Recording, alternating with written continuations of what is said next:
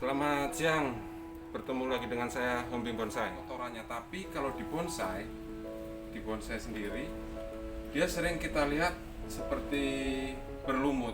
Nah, untuk lumut itu sendiri di bonsai itu sangat mengganggu atau tidak? Dan terus, kenapa pohon di alam dia tidak berlumut walaupun usianya itu cukup tua?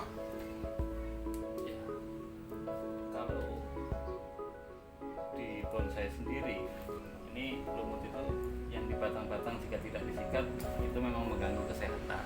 Karena pori-porinya tertutup.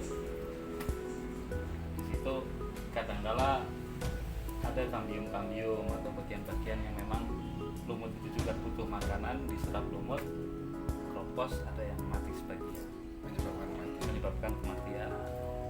Jika di alam bebas, karena kebutuhan makanannya itu tercukupi, dan sebenarnya pohon itu sendiri punya lapisan lilin atau epidermis. Makin membesar lapisan itu, kalau orang bilang itu molting atau ganti kulit. Molting, ganti kulit Arinya itu memang mengelupas seiringnya dia membesar, itu pertumbuhan batang itu sendiri. itu karena lapisan lumut itu tipis, ya lumut itu jatuh diterpa hujan panas. Itu memang ketika panas yang mengering, dia pun tetap ketika molting terjatuh, ketika hujan juga dia terkikis seperti itu. Ini saya juga sering mendengar dalam perbonsaian itu, saya sendiri belum memahami.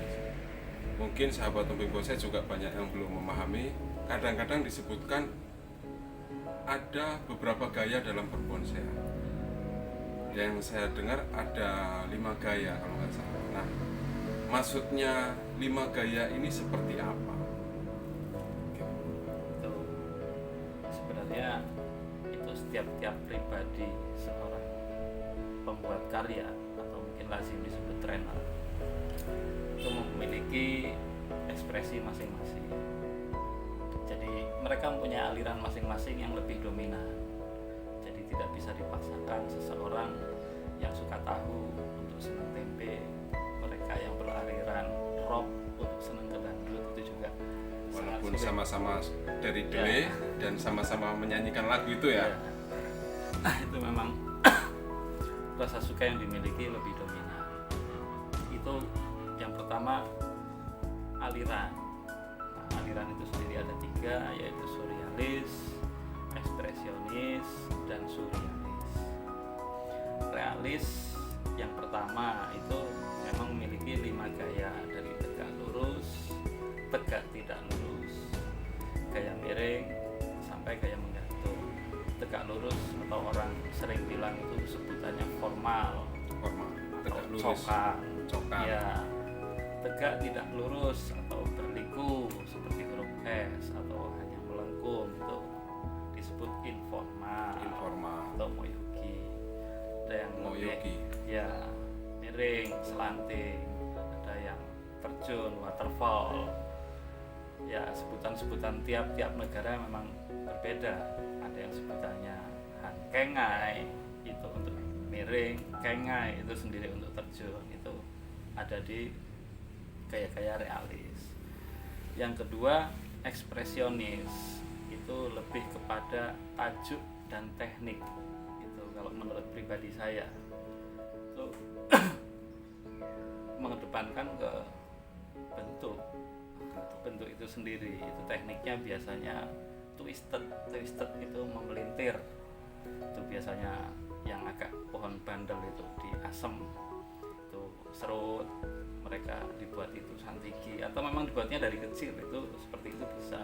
Contohnya seperti ini, apa tadi kita sebut ini? Yang ini apa? Barusan dijelaskan? Ekspresionis. Ekspresionis. Berarti pohon ini juga bisa disebut Semi ekspresionis. Oh, Ya. jadi perwakilannya di gayanya itu pelintirannya ini ya, Ya, berarti.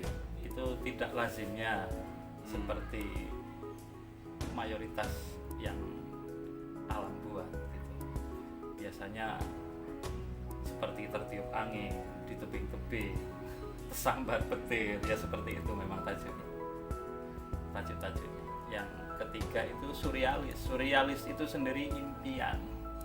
impian ya, perumpamaannya kalau Surrealis adalah impian.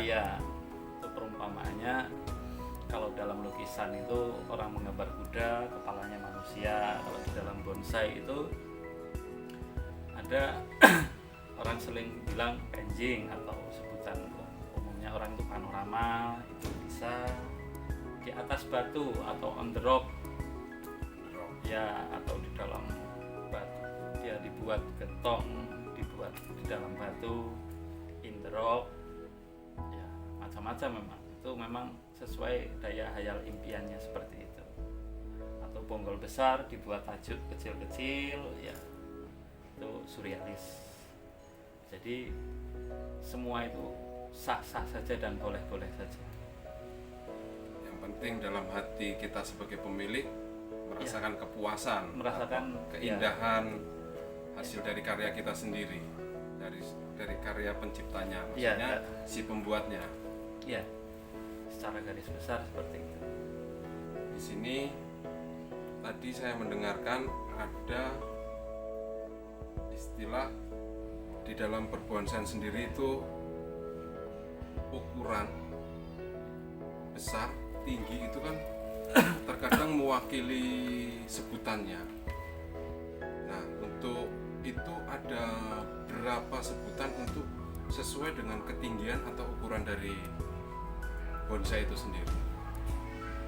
Ini yang sering lazim digunakan kawan-kawan atau para sahabat, khususnya di Indonesia itu sendiri.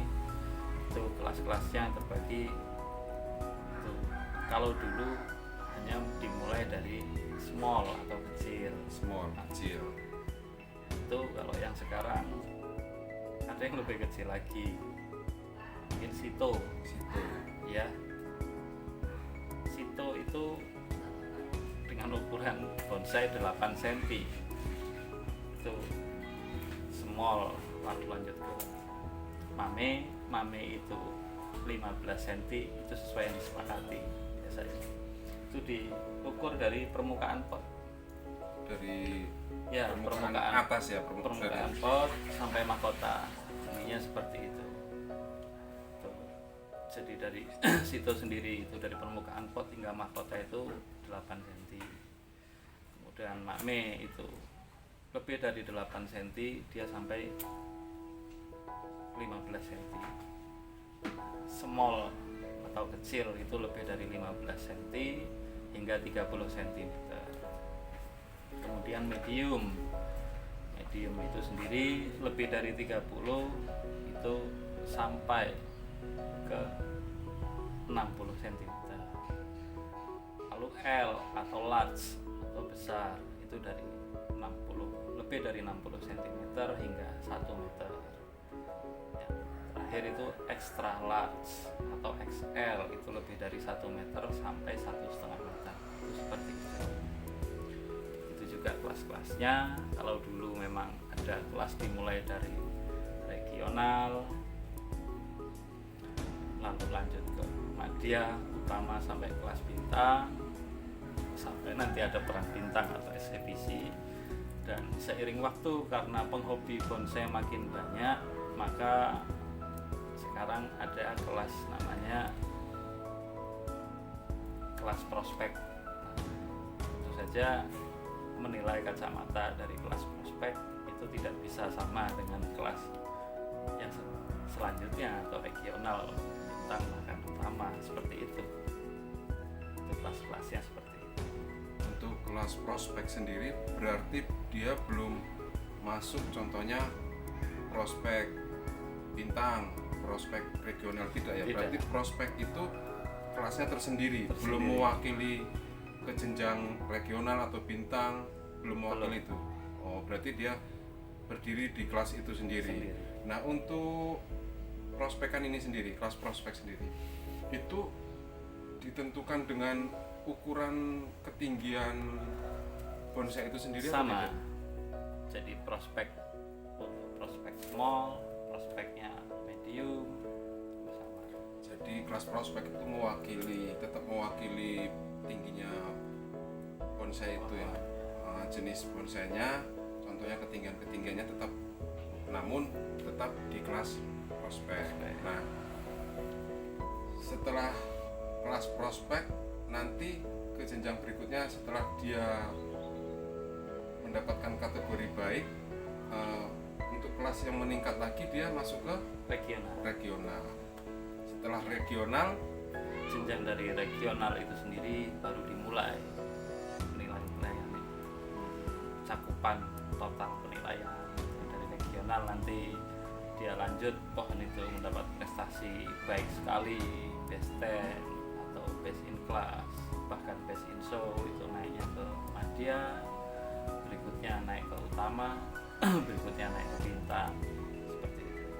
ini kan kita baru membahas ketinggian ukuran dari permukaan pot sampai ketinggian mahkotanya, ujung mahkota. Nah, untuk biar sahabat bonsai mengerti atau paham lagi, itu hanya sebatas ketinggian atau besar batangnya juga dilihat atau dihitung?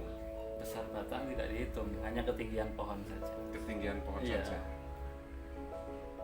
Kalau besar atau kecil itu sudah masuk ke aspek penilaian nanti. Itu memang juri-juri yang bertugas di sana yang menilainya.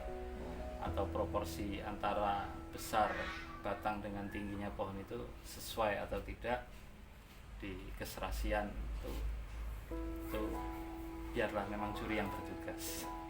Jadi sahabat umbi bonsai, sama-sama kita dengarkan, untuk penilaian atau kategori di bonsai yang dilihat atau menjadi batas ukuran adalah ketinggian dari permukaan pot sampai ketinggian batas mahkota. Sedangkan untuk besar batang atau ukuran diameternya bukan suatu alat ukur bonsai itu untuk masuk ke kelas yang mana, tetapi tetap pada ketinggiannya. Unsur-unsur yang dibutuhkan oleh tanaman itu apa saja dan perbandingannya berapa-berapa? Sebenarnya kurang lebih 20 unsur itu tanaman itu memang butuh semua, hanya presentasenya yang dibutuhkan untuk pencapaian kita itu lebih dominan yang mana.